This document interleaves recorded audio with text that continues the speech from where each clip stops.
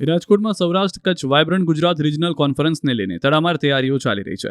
11 જાન્યુઆરીના રોજ પ્રધાનમંત્રી નરેન્દ્ર મોદી મહાસમિટનું ઉદ્ઘાટન કરશે, જેમાં શહેરની મારવાડી યુનિવર્સિટીમાં યોજાનાર આ સમિટ માટે યુદ્ધ સ્તરે તૈયારીઓ ચાલી રહી છે અને હાલ સુધીમાં 90% કામગીરી પૂર્ણ થઈ ચૂકી છે.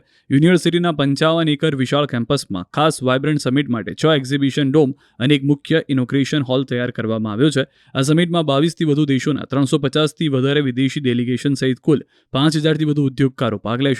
ખાસ કરીને એમએસએમઈ, હેન્ડલૂમ અને હેન્ડીક્રાફ્ટ માટે 4400 સ્ક્વેર મીટર વિસ્તાર ફાળવવામાં આવ્યો છે. ઉપરાંત 2 દિવસ સુધી કોન્ફરન્સ, સેમિનાર અને કોન્ક્લેવ યોજાશે, જેમાં કરોડો રૂપિયાના એમઓયુ થવાની શક્યતા છે. 11મીએ પીએમ સોમનાથથી હેલિકોપ્ટર મારફતે રાજકોટ આવશે અને બેડી માર્કેટિંગ યાર્ડ ખાતે ઉતરી મારવાડી યુનિવર્સિટીમાં પહોંચશે, જ્યાં તેઓ પ્રથમ એક્ઝિબિશન હોલની મુલાકાત લેશે અને ત્યારબાદ ઇનોગ્રેશન હોલમાં સમિટને ખુલ્લી મૂકશે.